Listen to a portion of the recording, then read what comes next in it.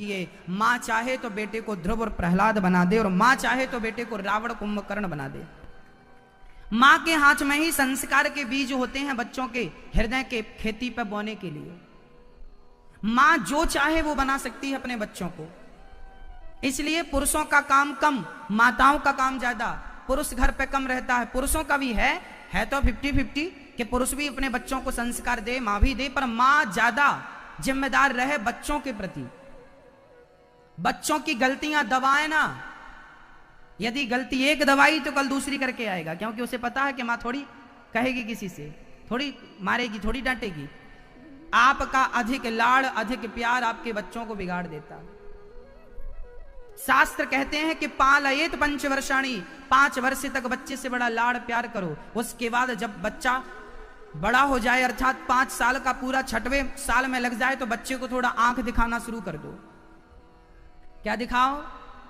आंख दिखाओ, थोड़ा डांटो, जरूरत पड़े तो गाल पे 2-4 बजाते रहो, नहीं तो बिगड़ जाएंगे। बच्चों की हर जिद पूरी करना यह माँ बाप की सबसे बड़ी गलती है। बच्चों ने मांगा ये दे दिया, बच्चों ने मांगा वो दे दिया ना।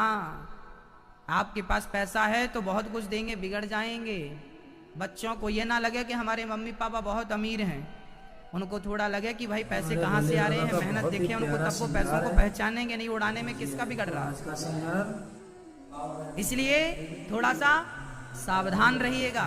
अमीरी अच्छी है, पर अमीरी का प्रदर्शन अच्छा नहीं है, वो आपके बच्चों पे नुकसानदायक होगा। कहीं बिगड़ ना जाए, थोड़ा बच्चों को संभालिएगा।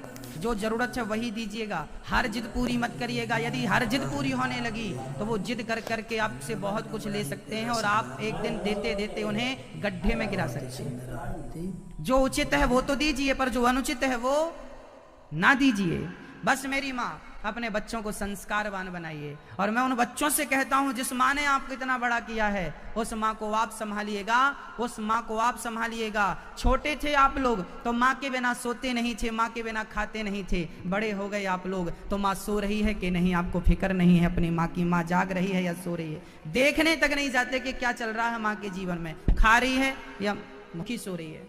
भाई, जीवन में हम आपसे निवेदन करेंगे कि आप ईश्वर को माने या बिल्कुल ना माने, पर मेरी प्रार्थना आपसे इतनी है कि अपनी माँ का आदर करते रहें। माँ का आदर सबने किया है, याद रखना। जब बेटा सन्यासी बनता है, हमारे भारत में एक सन्यास परंपरा है। बेटा जब सन्यास लेता है ना, जब बेटा सन्यासी बन जाता है, तो आप समझिए उस बेटे के पांव बाप छूता है। आपका बेटा यदि सन्यास ले ले तो उस बेटे के पांव कौन छूता है? पिता छूता है। परंतु सन्यास में भी ये विधान है कि बाप बेटे के पांव छू सकता है, सन्यासी बेटे के, पर वहां भी मां बेटे के पांव नहीं छुएगी। वहां भी लिखा है कि तू भले सन्यासी बन जा, तू भले भगवान को पाले, पर तू मां के चरणों में झुकता रहेगा। सन्यासी मां को प्रणाम करके सन्यास के लिए जाता है। इतना ऊंचा स्थान है मां का हमारे शास्त्रों में। मातृ देवो भव पहला सूत्र है। मातृ देवो, मां का स्थान सबसे ऊंचा है। उस मां की आंखों में आंसू नहीं होने चाहिए, उस मां का अनादर अपमान ना होना चाहिए मेरी मां। इसलिए कहता हूं कि अपने अपने माओ की सेवा तो करिए ही करिए, अपने अपने मां की सेवा तो करिए ही करिए, परंतु साथ में उन बूढ़ी माओं की सेवा भी करिए जो मां आपकी ओर देख रही हैं। वृंदावन में आश्रम, वृद्धाश्रम बनने जा रहा है। वो वृद्धाश्रम केवल आप सब भक्तों के सहयोग से बनेगा। आप एक एक ईंट यदि आप सहयोग देंगे तो वो जल्दी इमारत तैयार हो जाएगी, और उन सताई ठुकराई माँ को वहां आश्रय मिल सकेगा। जिनके अपनों ने सताया है, ठुकराया है, उन माओं को वहां सहारा मिलेगा। अच्छा ये बताओ, जब हनुमान जी लंका गए तो क्या हनुमान जी सीता मां को जानते थे? बताइए। हनुमान जी ने पहली बार सीता को कहां देखा था? कहां देखा था? लंका में देखा था। पहली बार लंका में देखा था। भगवान श्री राम ने हनुमान जी को भेजा, लंका गए, सीता मां को देखा, सीता मां को पहचाना, हनुमान जी ने प्रणाम किया। और सीता मां का हनुमान से कोई रिश्ता नहीं था, कोई संबंध नहीं था, पर सीता के दुख को दूर किसने किया? रामचंद्र गुण वर्णे लागा, सुनतहि सीता कर दुख भागा। राम नाम की चर्चा जब हनुमान जी ने की, राम कथा जब हनुमान जी ने सुनाई, सीता गदगद। लंका में इतने दिन से पहली बार सीता को अच्छा लगा कि कोई तो राम का नाम लेने वाला मिला। सीता डर गई, कौन है ये? तब हनुमान जी सामने आ गए। सीता मां दूर खड़ी हो गई, तुम कौन हो? हनुमान जी ने कहा, मैं राम का दूत हूं। सीता मां बोली, मैं कैसे मालूं कि आप राम के दूत हैं? कैसे मालूम है? हनुमान जी ने कहा, राम जी ने भेजा, ये अंगूठी देखो। सीता ने अंगूठी देखी, बोली ये तो ठीक है, पर कुछ और बताओ, मैं नहीं मानूंगी कि तुम रामदूत हो। माया भी तो हो सकती है रावण की। सीता बड़ी डरी थी। तब एक बात कह दी हनुमान जी ने, तब सीता को विश्वास हुआ। सीता और राम के बीच में एक पासवर्ड था। वो पासवर्ड राम जी ने हनुमान जी को बोला था कि तुम ये बोलोगे तो लॉक खुलेगा, तो सीता पहचानेंगी आप। अच्छा, पत्नी अपने पति को ना एक अलग से बुलाती है, अलग नाम से बुलाती है। जैसे सबके लिए नाम, ऐसे पत्नी अपने पति को एक अलग नाम से बुलाती है। वो नाम केवल पत्नी ही जानती है। आप लोगों ने रखा कि नहीं अपने पति का कोई नाम? सीता मां ने भी रखा था एक नाम। सारे अयोध्यावासी कोई राघव, कोई राम, कोई रघुवीर बुलाता था। सीता जी अलग नाम से बुलाती थी।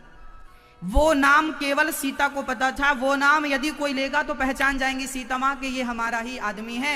अब तो हनुमान जी ने वही नाम बताया कि मां, राम ने बताया कि आपने उन्हें इस नाम से पुकारा है। तब हनुमान जी ने कहा कि राम दूत मैं मातु जान की, सत्य शपथ करुणा निधान की।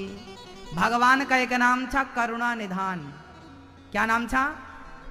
भगवान का एक नाम है करुणा। राम का नाम करुणा निधान, ये नाम माता सीता ने रखा था, राम का नाम। तो यही नाम जब हनुमान जी ने लिया, तब मां सीता ने पहचान लिया कि अब विश्वास हो गया कि तुम हमारे राम के भक्त हो। चरणों में रखा और हाथ सिर पे रखा। और हनुमान जी को सीता मां ने क्या दिया? अजर अमर गुण निधि सुत होहूं, करहूं बहुत रघुनायक छौहूं। आज सीता ने हनुमान जी को क्या बना लिया? क्या बना लिया? बेटा बना लिया। क्या बना लिया? आज से तुम हमारे क्या हो? हनुमान जी ने सीता मां का दुख लंका जाकर दूर किया कि नहीं? जबकि उनका कोई ब्लड का संबंध तो नहीं था ना, रिश्ता तो नहीं था ना। ऐसे ही आपका भी रिश्ता नहीं है उन माओं से जो वृंदावन में रहने आएंगी। उन माओं के संबंध रक्त का, खून का रिश्ता तो नहीं है, पर मन का और आत्मा का संबंध तो हो सकता है ना भक्तों। जैसे हनुमान जी ने सीता मां का दुख दूर किया, ऐसे आप भी वृंदावन में जो वृद्ध माताएं रह रही हैं, उन माओं का आप भी सहयोग करके दुख दूर कीजिए। हनुमान जी ने दुख दूर किया तो सीता मां ने क्या दिया उन्हें? अजर अमर। कौन सा वरदान? हनुमान जी को अजर अमर का वरदान किसने दिया था? हनुमान जी को अमरता का वरदान माता सीता ने दिया था। जब माँ की सेवा करता है ना बेटा, तो माँ यही कहती है कि बेटा तू अमर हो जा, अमर हो जा, तेरा यश पूरी दुनिया में गाया जाए। बस मेरे भाई, मेरी माँ, मेरी बहन, उन बूढ़ी माँओं की सेवा करके आप भी अमर हो सकते हैं। हम और आप तो मर जाएंगे, पर वृंदावन में जब तक बूढ़ी माँओं की मेरे जाने के बाद, मेरे मरने के बाद भी वहां पर सेवा चलती रहेगी। याद रखिएगा, मैं एक दिन के लिए वो प्रकल्प खड़ा नहीं कर रहा हूं। मेरे ना रहने के बाद भी वहां मेरी माँओं की सेवा बहुत ठाट बाट से होती रहेगी। हमारे और आपके ना रहने पर भी वहां माएँ रहेंगी, और वो हमारे ना रहने पर भी हमें आशीर्वाद देंगी कि आपका भी, शुकतबा के भक्तों का भी कभी योगदान उस आश्रम तक पहुंचा है और वहां बूढ़ी माएँ आज आनंद से रह रही हैं। आने वाले युग में आप और हम तो नहीं रहेंगे, आने वाले वर्षों में आप और हम तो नहीं रहेंगे, पर वो इमारत रहेगी जिस इमारत में बूढ़ी माँ की सेवा होती रहेगी। तो हमारे ना रहने के बाद भी हमारा सहयोग तो रहेगा वहां। तो आप यदि योग्य हैं, मेरी माँ जो टीवी पर देख रहे हैं कथाएं, आपसे प्रार्थना है कि यदि आप इस योग्य हैं तो आप भी उन बूढ़ी माँओं के लिए अपना हाथ जरूर बढ़ाएं, सहयोग के हाथ, सेवा के हाथ। किसी एक माँ को गोद लेकर उन माँओं का बेटा बन जाइए। मात्र 21,000 रुपए देकर आप किसी एक माँ को जीवन भर भोजन दे सकते हैं। 21,000 एक बार में नहीं, बार बार में दे सकते हैं। 1,000 रुपए, 2-2,000 रुपए महीने करके। आपकी सामर्थ्यता मुझे नहीं पता, आपको पता है। यदि सामर्थ्यता नहीं है तो भगवान से कहो कि प्रभु मुझे सामर्थ्यवान बनाओ कि मैं भी माँ की सेवा कर सकूं। और सामर्थ्यवान हो तो अपने हाथ उठाइए, अपने हाथ बढ़ाइए उन माँओं के लिए। ईश्वर इस सब्जेक्ट को जरूर देखेगा। आपने कितनों का भंडारा किया, कितनों का 56 भोग लगाया। अच्छा, आपने गांव में भंडारा कर दिया, 50,000 1 लाख रुपए लगा दिए, तो बताइए आपके भंडारे की जरूरत क्या थी? आप ना करते तो क्या लोग भूखे मरते? आपके भंडारे की जरूरत नहीं है मेरी माँ, परंतु जरूरत है जहां वहां लगाइए।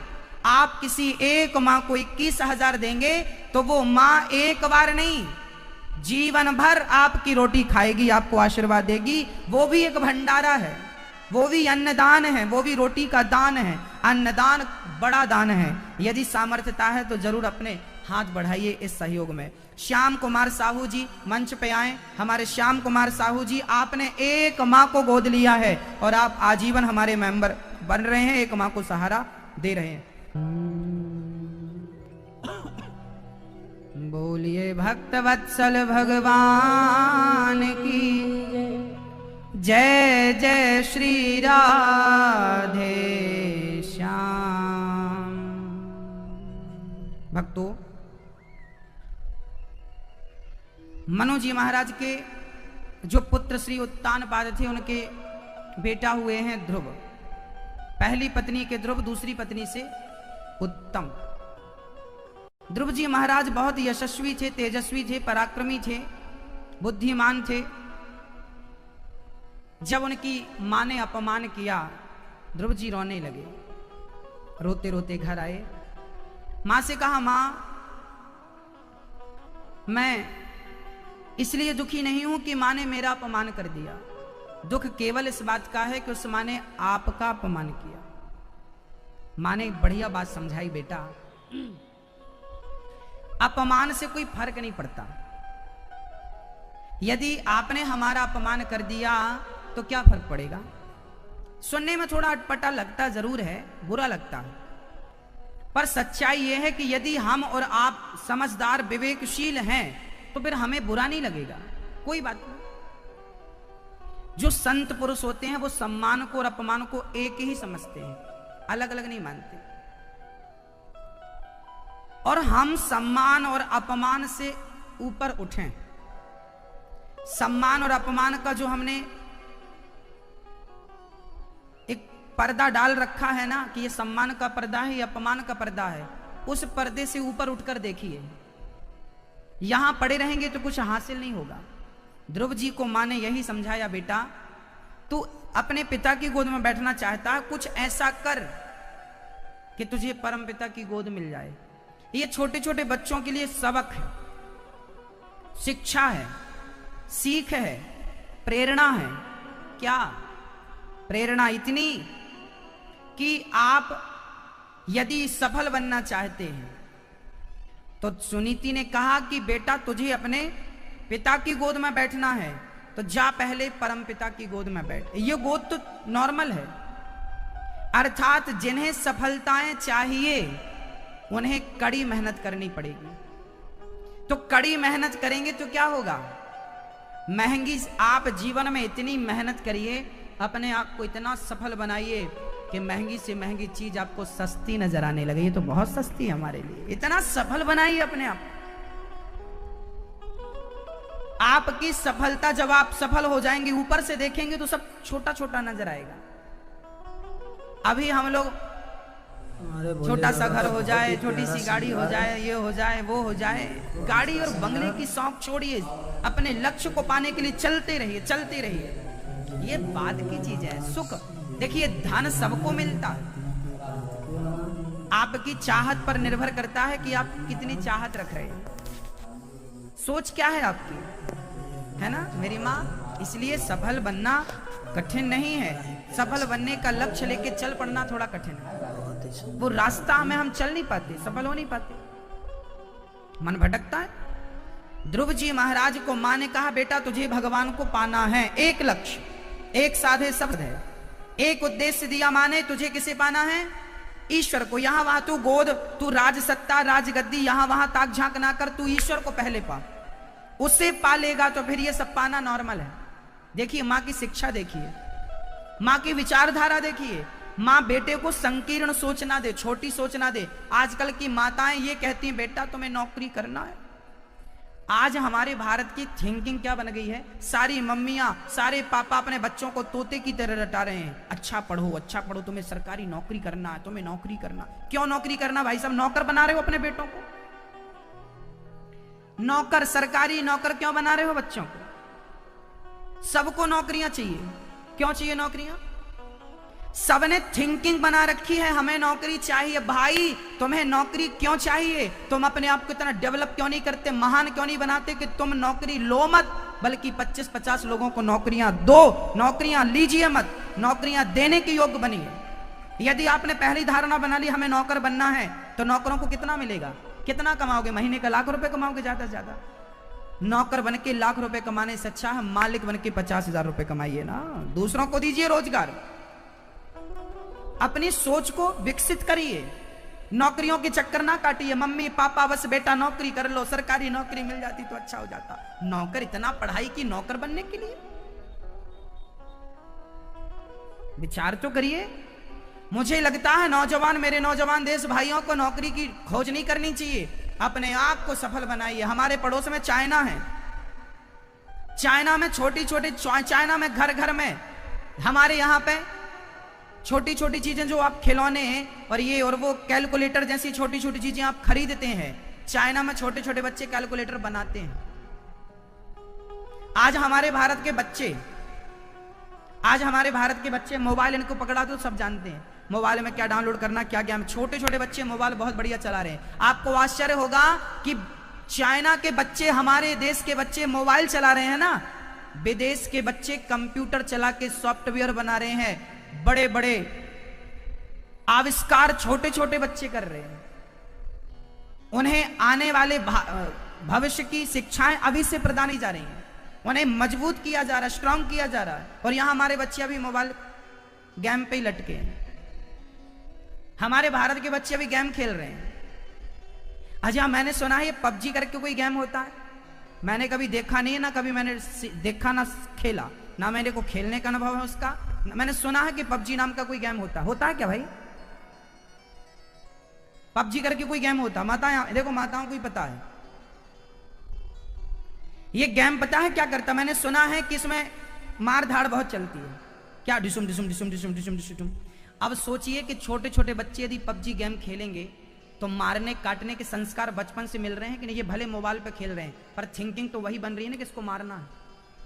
ये संस्कार सर्वनाश की ओर ले जाने वाले हैं मेरी माँ। यदि आपने अपने बच्चों को सही समय पर सही शिक्षा और सही अंकुश नहीं लगाया तो वही आज पबजी में उसको मार रहे हैं, कल आपके लिए वैसे खड़े हो जाएंगे जैसे उसके लिए खड़े हैं, है ना? जाग जाइए, नहीं तो रोने के लिए आंसू नहीं रहेंगे, उधार लेने पड़ेंगे।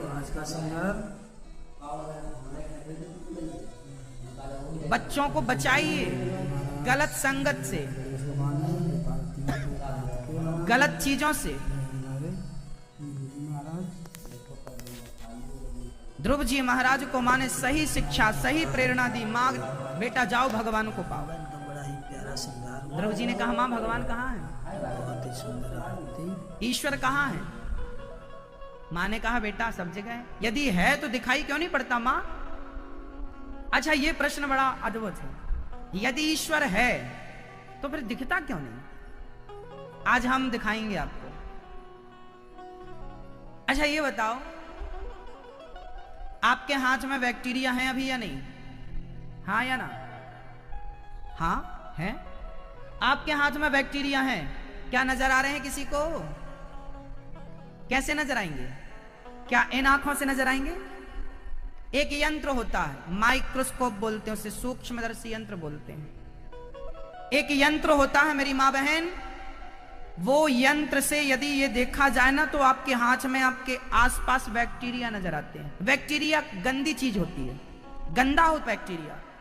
गंदगी को देखना हो तो एक यंत्र का सहारा लेना पड़ता है, माइक्रोस्कोप का सहारा लेना पड़ता है, तब कहीं जाकर बैक्टीरिया दिखता है। बैक्टीरिया जैसी गंदगी को देखने के लिए यदि यंत्र का सहारा चाहिए तो परम पिता परमेश्वर को देखना हो तो क्या मंत्र का सहारा नहीं चाहिएगा आपको? बिना मंत्र के दिखाई पड़ जाएगा, बिना साधना के, बिना भक्ति के ईश्वर को तुम देख लोगे? अरे यंत्र के माध्यम से बैक्टीरिया दिखता है, तो राम नाम के मंत्र के माध्यम से कण कण में परमात्मा नजर आएगा। वो मंत्र जपो, जिस मंत्र को जप कर बंदर भालुओं ने पत्थर फेंका था तो पत्थर पानी पर तैर गए थे, है ना मेरी मां? जैसे एक बार स्वामी विवेकानंद जी विदेश में प्रवचन करके मंच से उतरे ही थे, रास्ते से गुजर रहे थे, तो एक विदेशी इंग्लैंडियन आदमी ने पूछा, स्वामी जी ये तुम्हारा भगवान कहां है, और है तो नजर क्यों नहीं आता? तब स्वामी जी ने कहा, भाई बड़ी भूख लगी है, क्या दूध पिलाएगा तू हमें? कटोरे में भर के दूध लाया, स्वामी जी को दिया। स्वामी जी ने दूध के कटोरे में उंगलियां घुमाई। वो बोला, क्या कर रहे हैं आप? स्वामी जी बोले, मैं इस दूध में घी ढूंढ रहा हूं कि घी कहां। वो बोला, आप पागल हैं क्या? स्वामी जी बोले, क्यों? बोले, दूध में कोई ऐसे थोड़ी घी ढूंढ सकता है, तो कैसे मिलेगा? बोले, दही बनाओ, मंथन करो तब मिलेगा। स्वामी जी बोले, यही तेरे प्रश्न का उत्तर था। जैसे दूध के कण कण में घी होता है, ऐसे सृष्टि के कण कण में ईश्वर होता है। जैसे दूध में घी होता है पर दिखाई नहीं पड़ता, दिखेगा कब? जब मंथन किया जाए। ऐसे कण कण में ईश्वर होता है, दिखाई तब पड़ेगा जब भक्ति किया जाए तो वो प्रकट हो जाएगा। बिना मंथन के संभव नहीं है।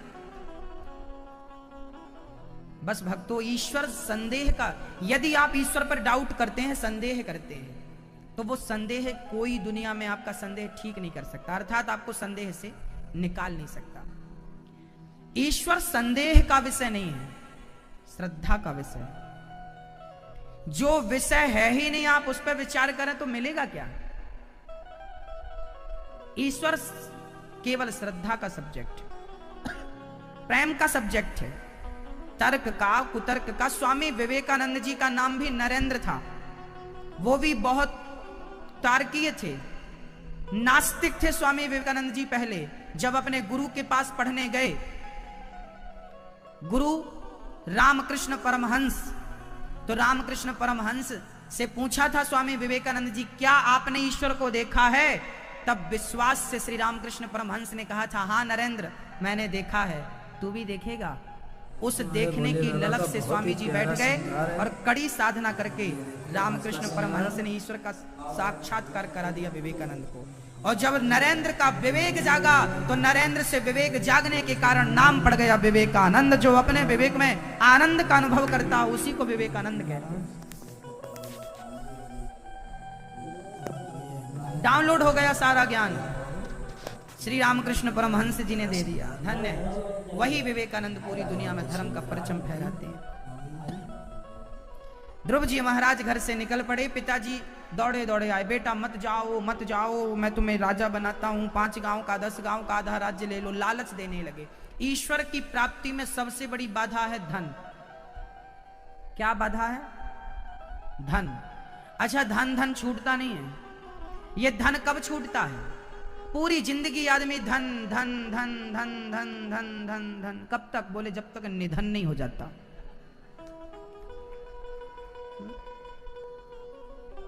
निधन, धन के सामने नी लगा दो तो निधन। जब तक निधन नहीं हो जाए तब तक धन की चाहत नहीं जाओ। धन की चाहत नहीं तुम्हें निधन तक पहुंचा दिया, तुम खुद धन बन गए। पूज्य फलाने जी का निधन। अच्छा, आदमी जब मरता है ना तो उसके ऊपर मखाने फेंके जाते हैं, देखा आप लोगों ने?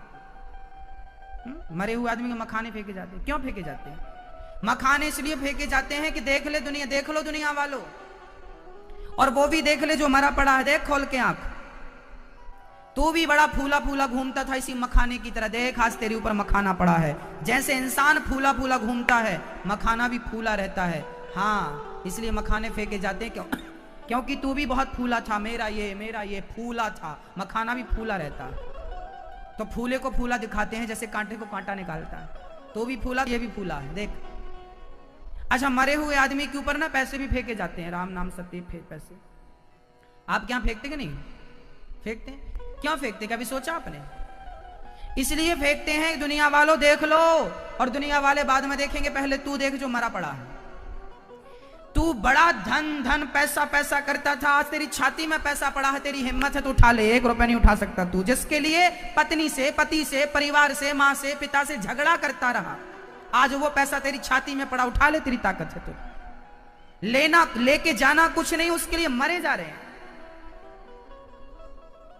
ये शिक्षाएं हैं। लोग पैसे इसलिए फेंकते हैं कि दुनिया वालों तुम देख लो, अब वो तो नहीं देखेगा पर तुम सीख लो। जिस पैसे के पीछे मरते रहे, लड़ते रहे, रिश्ते बिगाड़ते रहे, वो पैसा पड़ा है छाती में, क्या उठा सका? मरने वाला गड्डियां बिछा दो, आप उठाएगा? इसी के लिए जिंदा था तो मरता रहा, लड़ता रहा। श्री भरत, श्री कपिल, श्री ध्रुव जी महाराज घर से निकल पड़े। रास्ते में पिता ने रोका, नहीं रोके, नारद जी मिल गए। ओम नमो भगवते वासुदेवाय का प्रिय मंत्र दिया। ध्रुव जी महाराज ने 6 महीने तक उस मंत्र का जाप किया। पहले माह 6 दिन में, 3 दिन में एक बार कुछ खा पी लेते। अच्छा, ध्रुव जी महाराज ना व्रत करते हैं। व्रत क्या होता मेरी माँ? आप लोग भी व्रत करती हो, हमारी माताएं भी व्रत करती हैं। व्रत का अर्थ क्या मान लिया लोगों ने? ना खाओ, इसका नाम व्रत है। आज हम दाल नहीं खाएंगे, चावल नहीं खाएंगे, रोटी नहीं खाएंगे, सब्जी नहीं खाएंगे। क्यों? क्योंकि व्रत पर रबड़ी मिल जाएगी तो छोड़ेंगे नहीं। क्यों? क्योंकि व्रत है।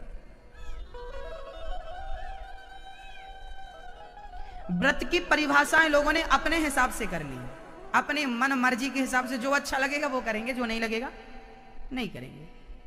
ये व्रत है। अच्छा, व्रत का अर्थ क्या होता है बताइए? आप लोग तो व्रत रखते हैं, कभी ये कभी वो, कभी ये कभी वो। कौन सा व्रत सबसे बढ़िया? व्रत क्या है बताइए? व्रत की परिभाषा क्या है? क्या है बताइए? अरे बोलिए बाबा। व्रत की परिभाषा है प्रतिज्ञा। बोलिए क्या? आज से मैं प्रतिज्ञा लेता हूं कि कभी झूठ नहीं बोलूंगा, इसका नाम व्रत है। आज से मैं संकल्प लेता हूं, प्रतिज्ञा करता हूं, कभी किसी का दिल नहीं दुखाऊंगा, इसका नाम व्रत है। रोटी छोड़ने से भगवान मिल जाते तो फिर लोग भूखे क्यों रहते? भगवान को नहीं पाले थे, भूखे मर जाते हैं लोग। आज भी हिंदुस्तान में, आज प्रेजेंट वर्तमान भारत में भी करोड़ों लोग भारत में रोज भूखे सोते हैं भाइयों। किसी के पास है तो बहुत है, और किसी के पास नहीं है तो चूल्हा जलाने को भी नहीं है। आज भी करोड़ों लोग भूखे सोते हैं भारत में। एक टाइम खाते हैं, सुबह दोपहर कभी भी खा लिया, एक टाइम भूखे आज भी सोते हैं। ये रिसर्च है, ये हमारा गणित नहीं, रिसर्च आया, पूरे रिसर्च होता है। हाँ जी, क्या मेरी माँ? व्रत का अर्थ है प्रतिज्ञा। बोलो, आज आपको हम एक व्रत दिलाते हैं। अपनी सास से और अपनी जेठानी से, अपनी देवरानी से कभी झगड़ा ना करने का संकल्प ही सच्चा व्रत होता है। आप मत रहा करो फलाना ढिम का व्रत, आप केवल ये व्रत ले लो कि मैं अपनी जेठानी से और अपनी देवरानी से कभी झगड़ा नहीं करूंगा। इस व्रत को धारण कर लोगी ना, सारे देवी देवता खुश हो जाएंगे आपसे। हाँ हाँ या ना? इनका व्रत चलता और जेठानी का मुंह नहीं देखी, तेरा मुंह नहीं देखेंगे। हाँ, व्रत चल रहा है।